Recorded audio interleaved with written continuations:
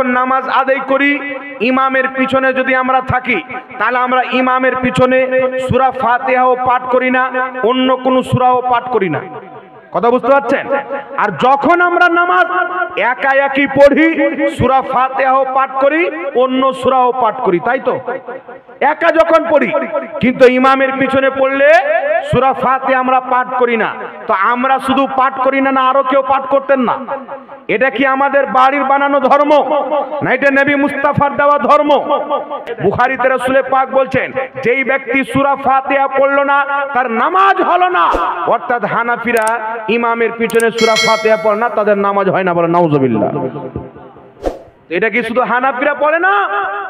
এখন আপনাকে বলছি শুনেন, তিরমিজি শরীফের মধ্যে হাদিস, নবী পাকের বিখ্যাত সাহাবী আহলুল ইলম সাহাবীর মধ্যে একজন হযরতে জাবির রাদিয়াল্লাহু তাআলা আনহু, যিনি আল্লাহর নবীর পিছনে 20 থেকে 30 বছর আল্লাহর নবীর সঙ্গে থেকেছেন। হযরতে জাবির রাদিয়াল্লাহু তাআলা আনহু কি বলছেন? তিরমিজিতে হাদিস, তিনি বলছেন, যেই ব্যক্তি সূরা ফাতিহা পড়লো না তার নামাজ হলো না, ইল্লা আইয়াকুনা ওয়া রাআল ইমাম, কিন্তু ইমামের পিছনে থাকলে পড়তে হবে না। ইমাম তিরমিজি বলছেন, হাযা হাদিসুন হাসানুন সহিহুন, এই হাদিসটি হচ্ছে সহিহ। জোরে বল সুবহানাল্লাহ। সুবহানাল্লাহ। আর শুধু ইমাম তিরমিজি সহিহ বলেননি, নাসিরউদ্দিন আলবানী নিজের সিলসিলায়ে আহাদিসে সহিহার মধ্যে হাদিসটিকে সহিহ বলেছেন। হযরতে জাবির রাদিয়াল্লাহু তাআলা আনহু নবীর সাহাবী বলছেন, আল্লাহর নবীর হাদিস, যে সূরা ফাতিহা পড়লো না তার নামাজ হলো না, কিন্তু ইমামের পিছনে পড়তে হবে না। মানে কি বুঝতে পারলেন? একা থাকলে সূরা ফাতিহা না পড়লে নামাজ হবে না, আর ইমামের পিছে থাকলে সূরা ফাতিহা পড়া বৈধ হবে না। জোরে বলতে হবে সুবহানাল্লাহ। মাসলা আপনারা বুঝতে পারছেন তো বাবা? এই জোরে বলেন, বুঝতে পারছেন তো? এইবার চলে আসেন ইমাম তিরমিজি রাহমাতুল্লাহ আলাইহি তিরমিজি শরীফের প্রথম খণ্ডের মধ্যে উল্লেখ করেছেন। কি উল্লেখ করেছেন? ইমাম তিরমিজি হাদিস উল্লেখ করেছেন রাসূলুল্লাহর, যেই ব্যক্তি সূরা ফাতিহা পড়লো না তার নামাজ হলো না। ইমাম তিরমিজির বক্তব্য, ইমাম মালিকের বক্তব্য ইমাম তিরমিজি উল্লেখ করেছেন। ইমাম মালিক বলছেন, ইদা কানা ওয়াহদা, এই হাদিসটি হচ্ছে একা একির জন্য। যেই ব্যক্তি একা নামাজ পড়বে, সূরা ফাতিহা পড়বে না, তার নামাজ হবে না। উঠান আবু দাউদ শরীফ, ইমাম আবু দাউদ হাদিসটি উল্লেখ করেছেন, যেই ব্যক্তি সূরা ফাতিহা পড়বে না তার নামাজ হবে না। ইমাম আবু দাউদ এই হাদিসের নিচে ইমাম সুফিয়ান সৌরি রাহমাতুল্লাহ আলাইহির কওল উল্লেখ করেছেন। ইমাম সুফিয়ান সৌরি একই কথা বলছেন, এই হাদিসটি হচ্ছে একা একির জন্য। যেই ব্যক্তি একা নামাজ পড়বে, সূরা ফাতিহা পড়বে না, তার নামাজ হবে না, কিন্তু ইমামের পিছে যদি থাকে তাহলে সূরা ফাতিহা পড়তে হবে না। জোরে বল সুবহানাল্লাহ। কথা আমার বুঝতে পারছেন কি পারেন না বাবা? আরেকটি হাদিস শুনেন, সুনানে আবু দাউদের মধ্যে, সুনানে ইবনে মাজার মধ্যে হাদিস এবং নাসাইর মধ্যে হাদিস। হাদিসের সনদ হচ্ছে সহিহ। আলবানী হাদিসটিকে সহিহ বলেছেন, ইমাম শেখ আরনাউত হাদিসটিকে সহিহ বলেছেন, আরো অসংখ্য ইমাম হাদিসটিকে সহিহ বলেছেন। আল্লাহর নবী বলছেন, ইন্নামা জয়লাল ইমামু লিইউতাম্মা বিহি ফাইদা কাব্বারা ফাকাব্বিরু ফাইদা কারাআ ফানসিতু। আল্লাহর নবী বলছেন, ইমাম এই জন্য নিযুক্ত করা হয় যে ইমামকে অনুসরণ করতে হবে। ফাইদা কাব্বারা, ইমাম যখন তাকবীর বলবে, ফাকাব্বিরু, তোমরাও তাকবীর বলো। ফাইদা কারাআ, ইমাম যখন কেরাত আরম্ভ করবে, ফানসিতু, তখন তোমরা চুপচাপ হয়ে যাও। জোরে বল সুবহানাল্লাহ। সুবহানাল্লাহ। তো আল্লাহর নবী নিজে একটি হাদিসে বলছেন, ইমাম যখন সূরা ফাতিহা আরম্ভ করবে তোমরা চুপ হয়ে যাও। আরেকটি হাদিসে রাসূল বলছেন, যে সূরা ফাতিহা পড়লো না তার নামাজ হলো না।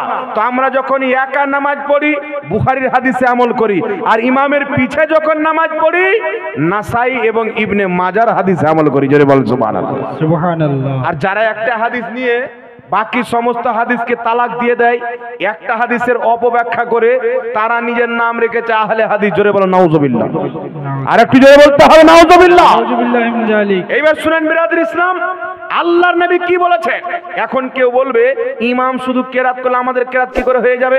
মুসনাদে আহমদের মধ্যে হাদিস, নাসিরউদ্দিন আলবানী হাদিসটিকে টানাটান সহিহ বলেছেন। আল্লাহর নবীর সাহাবী জাবির ইবনে আব্দুল্লাহ বলছেন, রাসূল পাক বলেছেন, ইমামের কেরাতটাই হলো মুক্তাদির কেরাত। জোরে বল সুবহানাল্লাহ। ইমাম কেরাত করে নিল, মুক্তাদির কেরাত করে নেওয়া হলো। এই জন্য আমার আল্লাহ কোরআন পাকের মধ্যে আয়াত অবতীর্ণ করেছেন। আল মুগনি কিতাবের মধ্যে লেখা আছে, যখন কিছু সাহাবী ইমামের পিছনে সূরা ফাতিহা পাঠ করত, কিরাত করত, তখন আল্লাহ আয়াত নাজিল করলেন, ওয়াইদা কুরিয়াল কুরআনু ফাসতামিউ লাহু ওয়ানসিতু লাআল্লাকুম তুরহামুন। আল্লাহ বলছেন যখন কোরআন পাঠ করা হবে, কিরাত করা হবে, চুপচাপ মনোযোগ সহকারে শ্রবণ করো যেন তোমাদের প্রতি রহম করা হয়। ইমাম তাবরানী রাহমাতুল্লাহ আলাইহি তাফসিরে তাবারির মধ্যে ইমাম তাবারি উল্লেখ করেছেন এই আয়াতটি হচ্ছে নামাজীদের জন্য। যখন কোন নামাজি ইমামের পিছনে ইক্তিদা করবে, ইমাম কিরাত করবে, মুক্তাদি চুপচাপ থাকবে। জোরে বল সুবহানাল্লাহ। সুবহানাল্লাহ, সুবহানাল্লাহ। নামাজ জিহরি হোক বা নামাজ সিররি হোক চুপচাপ থাকবে। তবে ওয়াহাবিদের মাত্র একটি দলিল আছে, বুখারীর হাদিস আর আরেকটি হাদিস হযরতে আবু হুরায়রা থেকে বর্ণিত। আল্লাহর নবী নামাজ পড়ার পরে বলছেন, আমার পিছনে তোমরা কি কিরাত করতে? সাহাবী বলেন, হুজুর করতাম। নবী বললেন, সূরা ফাতিহা ছাড়া আর কিছু পড়িও না, কারণ সূরা ফাতিহা না পড়লে নামাজ হবে না। তো সূরা ফাতিহা পাঠ করার হাদিসটি কে বর্ণনা করছেন? হযরতে আবু হুরায়রা। আর না করার হাদিস কতজন সাহাবী বয়ান করছেন? একজন হযরতে জাবির। এবার আপনি হিসাব করিয়েন যে হযরতে জাবির কতদিন নবীর পিছনে নামাজ পড়েছেন আর হযরতে আবু হুরায়রা কতদিন নামাজ পড়েছেন। এই জন্য ইমামের পিছনে হযরতে আলী রাদিয়াল্লাহু তাআলা আনহুর সহিহ হাদিস আছেন যে হযরতে আলী বলছেন, যেই ব্যক্তি ইমামের পিছনে কিরাত করবে সেই ব্যক্তির মুখে পাথর মারো। জোরে বলেন সুবহানাল্লাহ। এটা হযরতে আলী থেকে সহিহ সনদে হাদিসটি বর্ণিত। এই জন্য হযরতে আলী ইমামের পিছনে কিরাত করতেন না। আচ্ছা বলেন বাবা, এই দেশে সাহাবীদের নামাজ হয়নি? জি, একটা হাদিসকে নিয়ে মুমিনদের নামাজকে জাল বলে যেই ব্যক্তি এইভাবে লেডিস নামাজ পড়বে, ওর নামাজ কি কবুল হবে? এই জোরে বলেন, কবুল হবে? কিয়ামত পর্যন্ত কবুল হবে না। এই জন্য পৃথিবীর মুসলমান, লাস্ট একটি নামাজের বিষয়ে মাসলা আপনাকে বলে দিই। দেখেন আল্লাহর নবী আলাইহিস সালাতু ওয়াস সালাম বলেছেন, নামাজে দাঁড়ার ব্যাপারে আমার নবী কি বলেছেন? তোমরা যখন নামাজে দাঁড়াবে কাতারকে সোজা করার জন্য কি করবে? ঘাড়ে ঘাড় মিলাবে, পায়ে পা মিলাবে। কি করবে? ঘাড়ে ঘাড় মিলাবে, পায়ে পা মিলাবে যখন তোমরা নামাজে দাঁড়াবে কাতার সোজা করার জন্য। তো ওয়াহাবি মতবাদ কি করছে জানেন? নবী বলেছেন পায়ে পা মিলাবে, এরা বলছে চড়াবে। বুঝতে পারছেন? তো নবী পায়ে পা মিলাইতে বলেছেন, তো তুমি চড়াচ্ছ। তো নবী বলেছেন ঘাড়ে ঘাড় মিলাও, তো ঘাড়ে ঘাড়টাও চড়াও নাকি? এটার মানা চড়ালি চড়, ওটার মানা চড়ালাও না। নচেত পৃথিবীতে কোন একটি হাদিস দেখাও যে আল্লাহর নবী বলেছেন পায়ে পা চড়িয়ে নামাজ পড়ো। কোনো হাদিস নাই। এমনি মন গড়া বানিয়ে আনলো। আর যুক্তি দিয়ে এদের গাধা মূর্খ ভক্তদেরকে কি বলবে? যে হানাফিরা পায়ে পা মিলায় না, ওদের ফাঁক থেকে যায়, শয়তান ঢুকে যায়। আর আমরা পায়ে পা চাপাই তো শয়তান ঢোকার রাস্তা পায় না। এ বেটা জানেন না যে 16 মোজারদের তলা দিয়ে ঢুকে যাবে। ও ট্যাঙ্গের তলা দিয়ে ঢুকতে পারবে কি পারবে না? যুক্তি দিয়ে মানুষকে বোকা বানায়। ঘাড়ে ঘাড় মিলাইতে হবে, পায়ে পা মিলাইতে হবে। মুফতি জাহাঙ্গীরের পাও যদি মুর্শিদাবাদে থাকে, তো আপনার পাও ঝাড়খণ্ডে যেন না থাকে। বুঝতে পারছেন? বরাবর যেন থাকে। লেভেল কাতার সোজা করার জন্য বলেছেন, কিন্তু পায়ে পা জেনে শুনে ঠাকানো না যায়। মিশকাতুল মাসাবির মধ্যে হাদিস, আল্লাহর নবী বলছেন, যখন তোমার পাও না জানাতে কোনো ব্যক্তির শরীরে, দেহতে বা পায়ে লেগে যাবে, তাকে তুমি সালাম করো। আমি চলছি, আমার পা লেগে গেল আপনার শরীরে, খারাপ লাগবে কিনা? সালাম করে দিলাম তো মনটা ফ্রেশ হয়ে গেল না? বেচারা না জানাতে লাগিয়ে দিয়েছে। এটা নবী শিক্ষা দিচ্ছে। আর কোন ব্যক্তি যদি কোনো ব্যক্তির পায়ে হোক, হাতে হোক বা দেহর যে কোনো জায়গাতে হোক জেনে শুনে পা লাগানো, এটা হচ্ছে নাজায়েজ। তাহলে নাজায়েজ নামাজের মধ্যে আবার ইবাদত কি করে হয়ে গেল? জি, যেটা নামাজের বাইরে অবৈধ, নামাজের মধ্যে কি করে বৈধ হতে পারে? এই জন্য এই চোর চামার হাদিসের নামে জালিয়াতি করে, এদের থেকে সাবধান থাকবেন। এদের বাংলা চটি বই আপনাকে ফ্রিতে দেবে, কারণ ডুপ্লিকেট মাল কম দামে বিক্রি হয়। বুঝতে পারছেন? ডুপ্লিকেট মাল কম দামে বিক্রি হয়, অরিজিনাল মাল পয়সা দিয়ে শোরুমে গিয়ে কিনতে হয়। এই জন্য নামাজ শেখার জন্য আহলে সুন্নাত ওয়াল জামাতের আলিমের লেখা কিতাব আপনি কিনবেন। আহলে সুন্নাত ওয়াল জামাত হাদিসের সাথে চিটারি বা জালিয়াতি করে না। কথা বুঝতে পারছেন কি? তো একটা মাসলা লাস্ট বলবো বলেছিলাম, এই মাসলাতে অনেক কেউ গ্রেফতার আছে। আমাদের সমাজের মধ্যে অনেক লোক দেখতে পাওয়া যায়, নামাজ পড়ে নিল আর পালিয়ে গেল। দোয়া করবে না? আছে না মার্কেটে এরকম লোক? তো এ মনে করে যে আমি দোয়া করলাম না, তো আলহামদুলিল্লাহ আমার নামাজ আল্লাহ কবুল করে নিয়েছেন। এ বেটা যখন মরবে তো দেখবে খাতা খালি, ডায়ের লাল কালি চালা। বুঝতে পারছেন? এত অহংকার সাথ কিছু মূর্খ জাহিল লোক সমাজের মধ্যে আছে। এইদিকে মানুষ দোয়া করছে, এ বেটা আবার তসবিহ গুনছে, সুবহানাল্লাহ সুবহানাল্লাহ সুবহানাল্লাহ। নবী তিরমিজির হাদিসে বলছেন যে জিকির চাইতে দোয়া বড়, জিকির চাইতে তসবিহ তাহলিল চাইতে দোয়া হচ্ছে বেশি ফজিলতপূর্ণ। তাহলে কোনো গাধা যদি দোয়াকে বাদ দিয়ে তসবিহ গনে, আপনি চিন্তা করেন বাবা, ভালো দামি জিনিসটাকে বাদ দিয়ে কম দামি জিনিসটাকে দিচ্ছে। এই জন্য আল্লাহর নবী আলাইহিস সালাতু ওয়াস সালাম বলেছেন, জিকির চাইতে দোয়া হচ্ছে আল্লাহর নিকটে অতি গ্রহণযোগ্য আমল। জোরে বলেন না সুবহানাল্লাহ। সুবহানাল্লাহ। এখন আপনাকে বলি শুনেন, বর্তমান জামানায় সোশ্যাল মিডিয়ার মধ্যে আহলে হাদিস নামের বক্তা বেরিয়েছে, এরা বলতে চায় ফরজ নামাজের পরে দোয়া করা বিদআত। আমি তো তাজ্জব হয়ে গেলাম। আমি মনে করতাম বাংলাদেশের আব্দুল রাজ্জাকের একটা বেটা আছে আব্দুল্লাহ বলে নাম, আমি মনে করতাম এই লোকটা মনে হয় জ্ঞানী বেরিয়েছে। তো একে দেখছি ফতোয়া দিচ্ছে যে একটা লোক যদি নিজের জামা কাপড় গাভীর পেশাবে ডুবিয়ে নামাজ পড়ে তো নামাজ হয়ে যাবে। যুক্তি কি দিচ্ছে? বলছে যেইগুলো প্রাণীর মাংস খাওয়া হালাল, ওর পেশাব পাখানা পবিত্র। চিন্তা করছেন বাবা? গরুর পেশাব পাক, ছাগলের পেশাব পাক, মুরগির পেশাব পাখানা পাক। বলে নাউজুবিল্লাহ। সেই দিন বুঝতে পারলাম যে গাধার বাচ্চা গাধা হয়, মানুষ হয় না। বুঝতে পারছেন? গাধার বাচ্চা গাধা হয়, মানুষ হয় না। বর্তমান লামাযহাবী মানুষের মধ্যে একটা ফিতনা সৃষ্টি করেছে, একটু লক্ষ্য করে শুনেন। তারা বলতে চায় ফরজ নামাজের পরে হাত তুলে দোয়া করা বিদআত। বলে কি বল না বাবা? ফরজ নামাজের পর হাত তুলে দোয়া করা বিদআত। আমি চ্যালেঞ্জ করে বলছি, পৃথিবীতে কোনো মায়ের লাল এটাকে বিদআত প্রমাণ করতে পারবে না। আর যদি কোনো লামাযহাবী বিদআত প্রমাণ করতে আসে, তাদের আকাবির, তাদের ইমাম, তাদের মুহাদ্দিসদের কিতাব থেকে তাদেরকে বিদআতি প্রমাণ করবে ইনশাআল্লাহ। ফরজ নামাজের পরে হাত তুলে দোয়া করা যাবে কি যাবে না শুনেন। সবাই মিলে হাত তুলে দোয়া বা হাত তুলে দোয়া করা যাবে কি যাবে না আপনাকে এই জন্য আপনাকে ক্লিয়ার করে দিই, হাদিস যদি জয়ীফ হয়, আমরা ফরজ নামাজের পর হাত তুলে দোয়া করাকে মুস্তাহাব বলি, ভালো কাজ বলি, নেকির কাজ বলি। আল্লাহর নবীকে জিজ্ঞাসা করা হলো, ইয়া রাসূলুল্লাহ, দোয়া সবচাইতে বেশি কখন কবুল হয়? আল্লাহর নবী বললেন ফরজ নামাজের পর এবং তাহাজ্জুদের নামাজের পর। আল্লাহ কুরআন পাকের মধ্যে বলেছেন ফাইদা ফারাগতা ফানসাব। আল্লাহ বলছেন, হে নবী, যখন তুমি দোয়া থেকে ফারিগ, নামাজ থেকে ফারিগ হবে, তখন আল্লাহর নিকটে দোয়াতে পরিশ্রম করবে। তাফসীর ইবনে আব্বাসের মধ্যে লিখেছেন ওই দোয়াটা হচ্ছে ফরজ নামাজের পর। অর্থাৎ আল্লাহ পাক নিজেই কুরআন পাকে ফরজ নামাজের পর দোয়া করার হুকুম দিয়েছেন। এখন প্রশ্ন হচ্ছে, হুজুর, আল্লাহ অনুমতি দিয়েছেন, কিন্তু হাত তুলে অনুমতি দিয়েছেন? প্রশ্ন হয় কি হয় না? হাত তুলে করতে হবে কোন হাদিসে আছে? আমি আপনাকে কটা হাদিস বলবো, আহলে হাদিসদেরকে বলবো শুনেন। আহলে হাদিসের বড় মুহাদ্দিস আব্দুর রহমান মুবারকপুরী তোহফাতুল আহওয়াজি দ্বিতীয় খণ্ড 270 পৃষ্ঠার মধ্যে দুয়ার চ্যাপ্টার নিয়েছেন। আল্লাহর নবীর 4টি হাদিস পেশ করেছেন। কি 4টি হাদিস পেশ করেছেন? আল্লাহর নবী আলাইহিস সালাতু ওয়াস সালাম ফরজ নামাজে সালাম ফিরানোর পর রাফা ইয়াদাইহি, নিজের দুইখানা হাতকে উত্তোলন করতেন, ওয়া দাআ, এবং আল্লাহর নবী দোয়া করতেন। জোরে বলেন সুবহানাল্লাহ। আল্লাহর নবী ফরজ নামাজে সালাম ফিরানোর পর হাত তুলে দোয়া করেছেন, কখনো কিবলার দিকে মুখ করে, কখনো আপনার মুক্তাদির দিকে চেহারা করে। আল্লাহর নবী ফরজ নামাজের পর হাত তুলে দোয়া করেছেন। জয়ীফ সূত্রেও হাদিস বর্ণিত হয়েছেন, হাসান সূত্রেও বর্ণিত হয়েছেন, সহিহ সূত্রেও বর্ণিত হয়েছেন।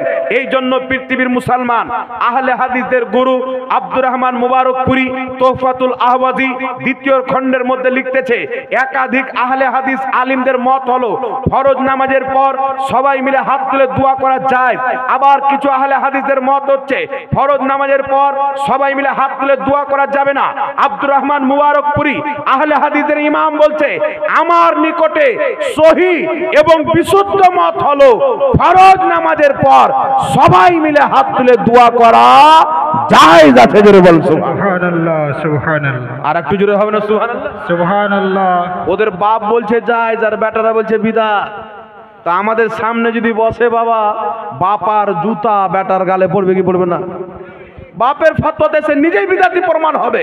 শুধু তাই নয়, পৃথিবীর মুসলমান নাসিরউদ্দিন আলবানী আহলে হাদিসে যাকে সবচেয়ে বড় মুহাদ্দিস মানে, ঘড়ির মেকার ছিল এই নাসিরউদ্দিন আলবানী। তার কিতাব হচ্ছে রাসূল সাল্লাল্লাহু আলাইহি সাল্লামের নামাজ, ঢাকা থেকে প্রকাশিত।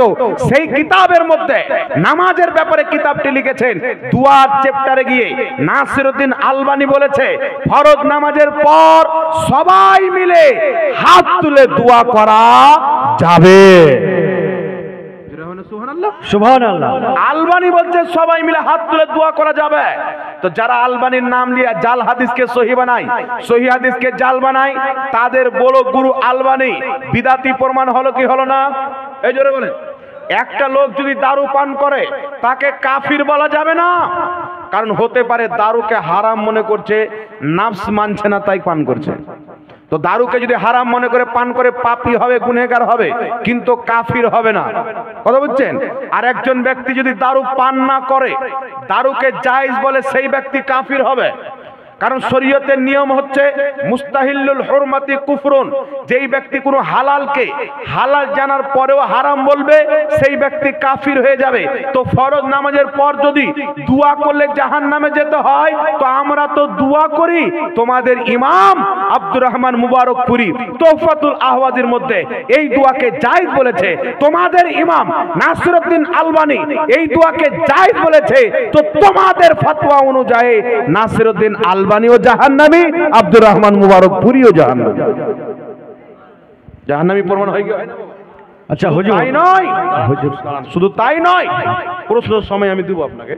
শুধু তাই নয়, আহলে হাদিসের আরেকজন ইমাম মিয়া নাজির হোসেন দেহলভী ফাতাওয়া নাজিরিয়ার মধ্যে লিখতেছেন, ফরজ নামাজের পর আল্লাহর নবী নিজেই দোয়া করেছেন, উম্মতকে দোয়া করতে বলেছেন। তিনি লিখছেন, ফরজ নামাজের পর হাত তুলে দোয়া করা জায়েজ এবং মুস্তাহাব। আহলে হাদিসের ইমাম, যার নাম হচ্ছে সানাউল্লাহ আমৃতসরি, নিজের কিতাব সিরাতে সানাইয়ের মধ্যে লিখতেছেন, ফরজ নামাজের পর আল্লাহর নবী হাত তুলে দোয়া করেছেন। সুতরাং ফরজ নামাজের পর হাত তুলে দোয়া করা জায়েজ আছে। জোরে বলেন সুবহানাল্লাহ। সুবহানাল্লাহ। তাদের কটা কিতাবের রেফারেন্স দিলাম বাবা? জোরে বলেন। 4টি কিতাবের রেফারেন্স দিলাম। কাদের? যারা গলা ফেড়ে বলে ফরজ নামাজের পর দোয়া করা বিদআত। একবার ময়দানে এসো, তোমাদের কিতাব নিয়ে তোমরাই দাঁতওয়ালা বিনা দাঁতওয়ালা প্রমাণ হয়ে যাবে। এই জন্য খবরদার মুসলমান, এরা হচ্ছে মুনাফিক। কিতাবে লিখছে কিছু আর মানুষকে বলছে কিছু আর। তাদের ইমামগণ লিখে রেখেছে ফরজ নামাজের পরে দোয়া করা যায়। ফরজ নামাজের পর হাত তুলে আল্লাহর নবী দোয়া করেছেন, সাহাবায়ে কেরাম সবাই মিলে হাত তুলে দোয়া করেছেন। আহলে হাদিসের সবচেয়ে বড় ইমাম ইবনে তাইমিয়ার ছাত্র ইমাম ইবনে কাসির আল বিদায়া ওয়ান নিহায়ার মধ্যে বিশুদ্ধ সনদে হাদিস নিয়েছেন। আলা বিন হাজরামি ফজরের ফরজ নামাজের পর হাত তুলে দোয়া করেছেন। প্রত্যেক সাহাবী সবাই হাত তুলে আমিন আমিন করেছেন। তো সাহাবা ফরজ নামাজের পর সবাই মিলে হাত তুলে দোয়া করেছেন। জোরে বলেন সুবহানাল্লাহ। তো যেটা নবী করেছেন, যেটা সাহাবা করেছেন, ওটাকে কেউ যদি বিদাতি বলে, ওর চাইতে বড় বিদাতি কেউ হবে? এই জোরে বলেন হবে? তো যারা ফরজ নামাজের পর হাত তুলে দোয়া করে না, এরা হলো বিদাতি। হাত তুলে দোয়া করাকে অবৈধ মনে করে, এরা অরিজিনাল বিদাতি। আর যারা ফরজ নামাজের পর হাত তুলে দোয়া করে, এরা নবীর সুন্নাতকেও মানে, সাহাবার সুন্নাতকেও মানে। কারণ নবী হাত তুলে দোয়া করেছেন, সাহাবা সবাই মিলে হাত তুলে দোয়া করেছেন। জোরে বলেন সুবহানাল্লাহ। সুবহানাল্লাহ। কথা বুঝতে পেরেছেন কি পারেননি বাবা? এইবার বলেন তো, ফরজ নামাজের পর হাত তুলে দোয়া করা যাবে কি যাবে না? আহলে হাদিস ভাইদেরকে বলবো, যারা নতুন আইটেম আহলে হাদিস বেরিয়েছে, এদেরকে বলবো তোমাদের মৌলবীর খবর লাও, আর বলো যে আলবানী যে বলেছে, তাহলে আলবানী কি হলো? আব্দুর রহমান মুবারকপুরি কি হলো? একাধিক আহলে হাদিস মৌলবী বলেছে ফরজ নামাজ পড়ে হাত তুলে দোয়া করা যায়, তাদের কি হলো? ওরা জাহান্নামী হলো কি হলো না? ওদের বউটা তালাক হলো কি হলো না? এই ফতোয়া দাও। তা আমরা তো ভাই এদের ফাতোয়া বলার উদ্দেশ্য হচ্ছে এটা হলো ইলজামি জবাব, যে তুমি যে গলা ফেড়ে বিদাত বিদাত বলছো তোমাদের ঘরের মধ্যে এটাকে জায়েজ বলা আছে, আর আমাদের জন্য তো নবীর হাদিস সাহাবার আমল যথেষ্ট। জোরে বল সুবহানাল্লাহ। এই জন্য নামাজে যখন দাঁড়াবেন নাভির নিচে হাত বাঁধবেন, এটাই হচ্ছে বিশুদ্ধ মত। বুকের উপরে হাত বাঁধা মাকরু, এটাকে ফরজ ওয়াজিব মনে করলে বিদাতে সাইয়্যাহা নিকৃষ্ট বিদাত হবে। তারপরে ইমামের পিছনে কেরাত করা না জায়েজ। তারপরে চলে আসেন রাফায়দান, নবী পূর্বে করেছেন পরে ছেড়ে দিয়েছেন। বিনা রাফায়দানে নামাজ পড়া, এটাতে কমপ্লিট নেকি পাওয়া যাবে, কম নেকি পাওয়া যাবে না। কেউ বলতে পারবে যে নবী রাফায়দান করেননি তো নেকি তো কমে গেছে? আবু বকর সিদ্দিক করেননি, উমর করেননি, তো রাফায়দান না করা নবীরও সুন্নাত, নবীর 4 খলিফারও সুন্নাত, মুজতাহিদ সাহাবী আব্দুল্লাহ ইবনে উমর, আব্দুল্লাহ ইবনে আব্বাসের সুন্নাত। জোরে বলতে হবে সুবহানাল্লাহ। তাই রাফায়দানও করা চলবে না। আর ফরজ নামাজের পর অবশ্যই দোয়া করবেন, ভালো কাজ কোনোদিন ভালো মানুষ ছাড়ে না।